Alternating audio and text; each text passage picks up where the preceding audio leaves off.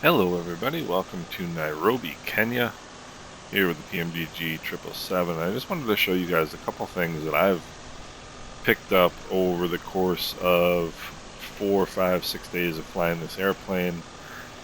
Kind of give you an idea of things to look for transitioning from the 7.3 to the 7.7. And yeah, so there's just some nuggets that I picked up. You're going to get, very detailed types of videos about specific things from people that are actual 777 pilots and whatever, and you can go into all that, it's fine. I just want to give you some simple stuff that is just practical and easy to get you going with this airplane. So first things first, if you've got the PMDG 737 and you have a Simbrief account, you're not going to have to log back in again. You just come in here and you're going to be all set. You request the flight plan like you normally do. Then we come over here to the FMC, and it's going to say nav data out of date because they've just released the nav data for the PMDG 777 today, which is release day, by the way. So the quick way to get things going, come here to your position page. We're going to go HKJK, which is our airport location, and then you just copy the GPS position into set inertial position and you're done. Then you come over here to route and request, and then select the route that you have loaded. Now just click set payload, click set fuel, clear, and you're good. Then you click select route, and it's going to request the route. Now here's where we're going to come up to something that is different in the way the 737 handles it. It's much better here in the 777. Just wait for this to load. You can see it says sent in here shortly. We've got the route. Now what you want to do is load the route. Route 1 uplink loading.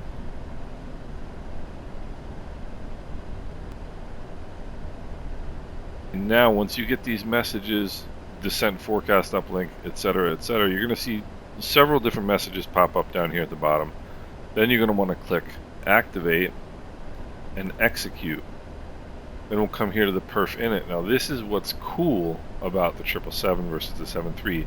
It not only loads your route of flight, it's going to load your perf init data, your leg winds, and your descent forecast at the same time. So you don't have to do all those things individually.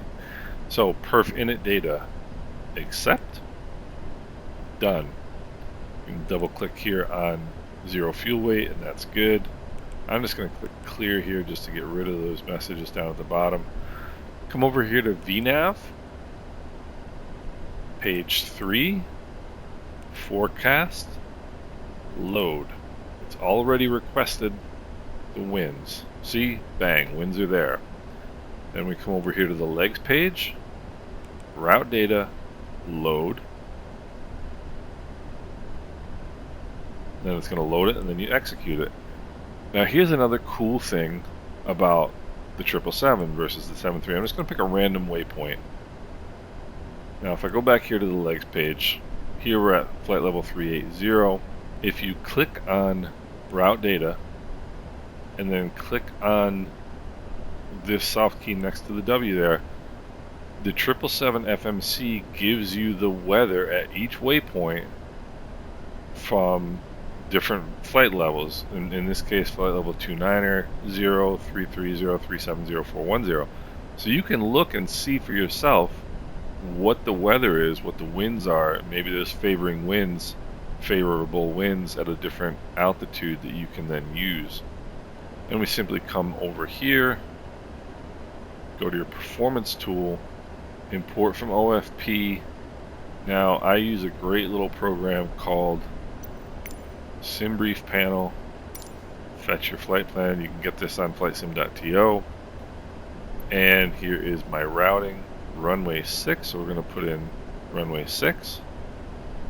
And then we import this from the aircraft. Now this is another thing that's different with the 737 and the 777. In the 737, you're always taking off with 5 degrees of flaps, at least as far as I'm aware. With this airplane, you want to leave this at optimum, and we're going to click import weather, no METAR available. So we'll get it from a source on the internet. Winds are 210 at 6.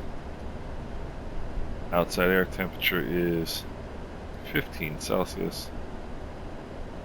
QNH is 1024. So now we've got the weather, and then you just click calculate. And then it's going to tell you what flaps you're going to want to use.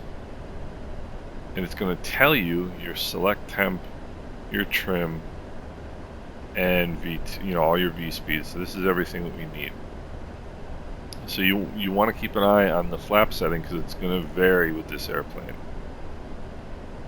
Now another thing you're probably going to want to configure is your altitude callouts for landing. You come here to the menu, PMDG setup, aircraft, equipment, and then you can come here. You've got all the different options for acceleration, altitude, and so on and so forth. But the things that I looked for right away was, I'm starting on page 6, the minimums callouts.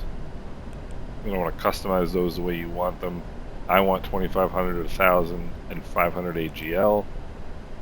I also want the 100-foot callout, and I also want this 40-foot callout, which default is left out, which I really want because I don't want to be wondering between 50 and 30 feet how quickly I'm descending. Then the next page, I turn on that 5-foot callout as well. So that's another thing you're going to want to look at. The next thing that's really cool with this airplane is the turnaround states. Now, when you come to the menu of the Universal Flight tab and come here to ground options, you've got all of the options that previously were found in the FS Actions section, and those options are still there if you want to use it in the FMC, but you can also do it here in the Universal Flight tablet, which is a whole lot easier. Got your chocks, your ground power, jetway connection, all that sort of stuff. Ground service vehicles, you can request all or release all the different, fuel truck, forward galley, maintenance van, etc., etc. Door management. Now this is something that's also a little bit different in the 777.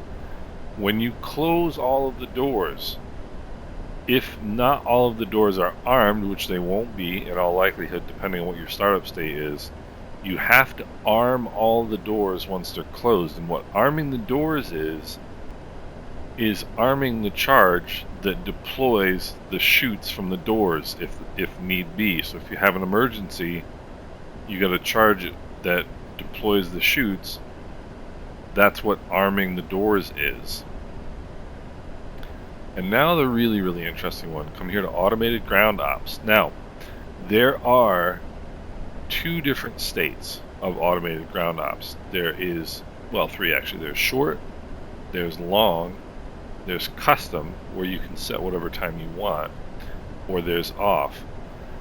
What the automated ground ops is, you can put in whatever the fuel is, your departure fuel, and you click OK, and it's going to start loading the fuel. And what it's going to do is run a turnaround, and you can see here, turnaround 1%.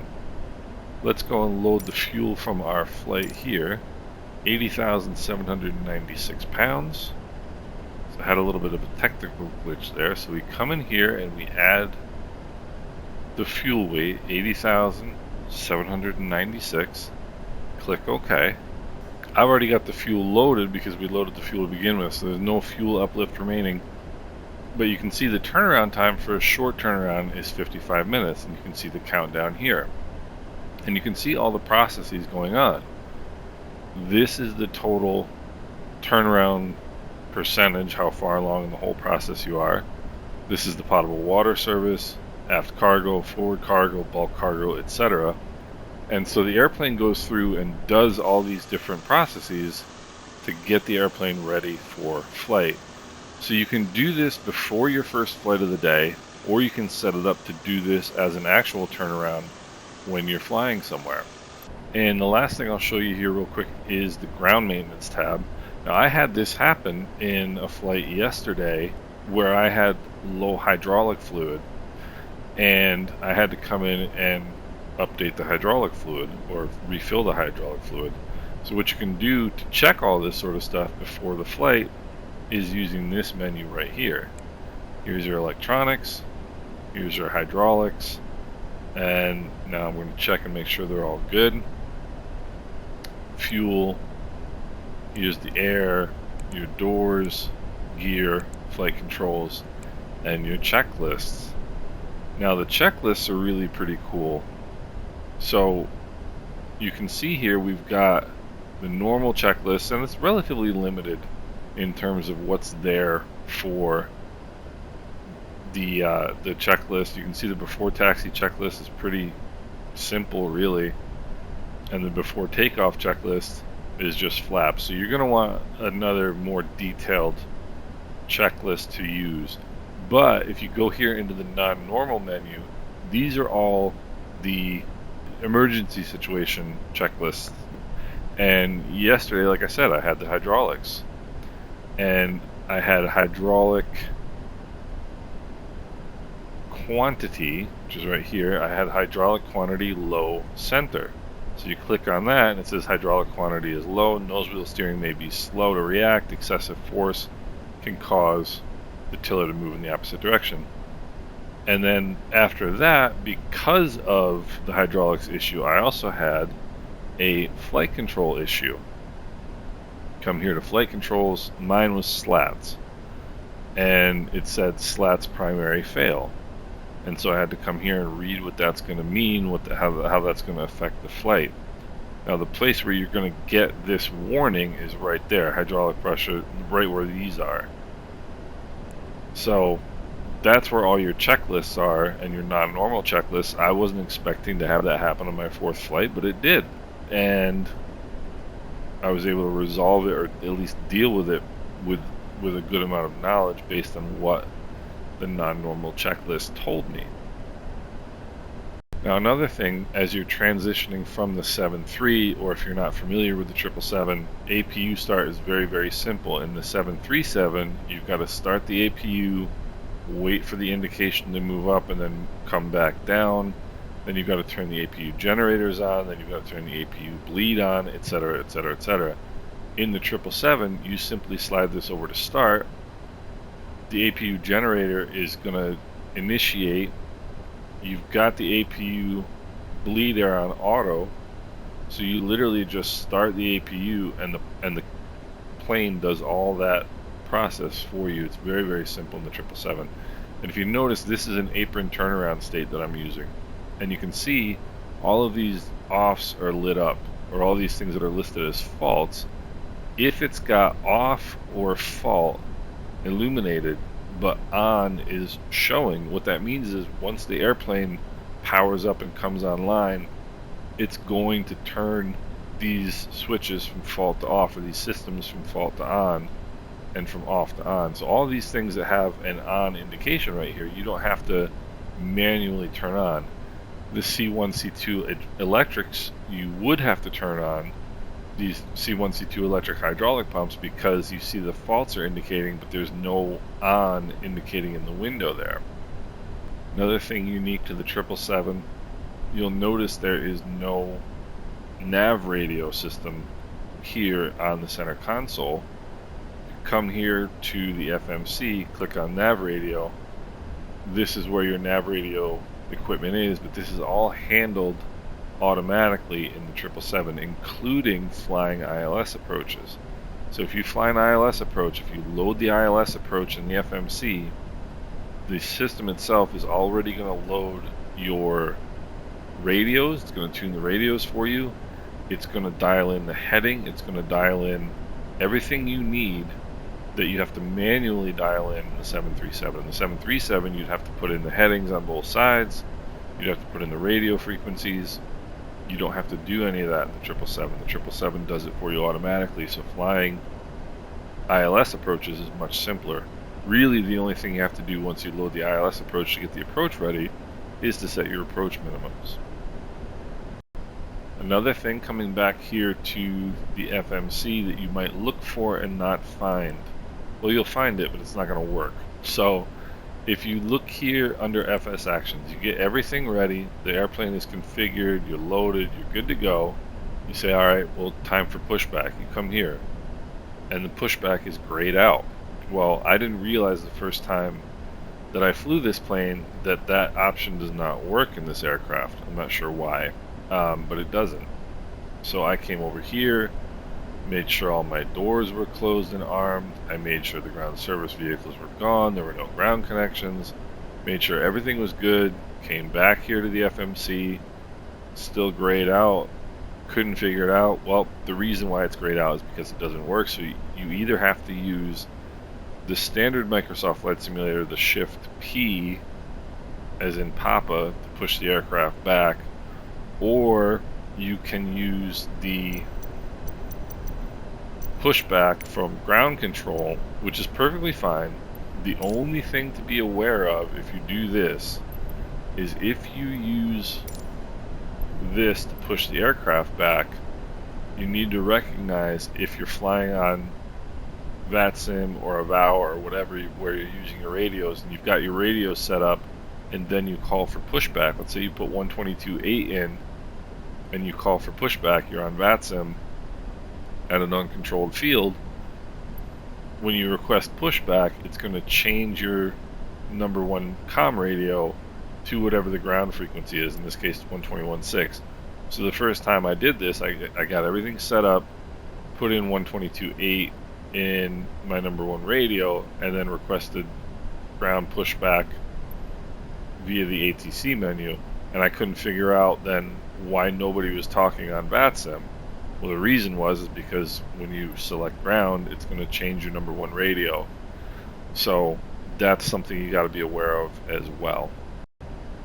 In terms of setting up your departure and arrival, there's just a few things that are different between the 737 and the 777, or if you've got no 777 or you've got no 737 experience, I'll show you how to do it real quick. So departure here is going to be runway 6, and the attitude 1D departure. Low sin is the transition, so we execute that. Here to index your arrival, ILS Zulu runway 21 left is what we're looking for right there. The APU 4B arrival, no transition, so that's that. When you come here to the setup for the takeoff, now we said the flap setting can be different. In this case it's flaps 5. First thing I do, I'll put in the flap setting and then just come over here to thrust limitation. Now I've written down my select temp, which is 40, and my outside air temperature is 15. And so this is a little bit different than in the 7.3. So you're going to do 40, and that's your select temp. And then you click here on takeoff and go to page 2. It's going to ask for your wind, which in our case is 210 at 6. And then you have to put your reference outside air temperature here, which in this case is 15. Come back to the previous page, double click here, it's going to give you your trim. Trim in my experience so far has always been 4.25, and then one click, one click, one click, and you're ready to go. Now you've got your V speeds on the tape, and put in your QNH, which in this case is 1024. Then come down here and take a peek at your ground ops. See, we're 39% into the turnaround. We got 33 minutes to go. These are the different things that have been completed. These are the tasks that are still ongoing. Very, very cool stuff. So I wouldn't imagine that the transition, if you have 737 experience with the PMDG and Microsoft Flight Simulator, the transition is going to be very, very easy. Those are the main things that I've seen that are different. And I'm sure there's many other differences once you really get into the details, but those are the big things that I've come across over the first couple days of flying the airplane. Thought I'd save you guys some time trying to figure it out for yourselves. Enjoy this airplane. It is absolutely amazing, and I wish you guys the best with it.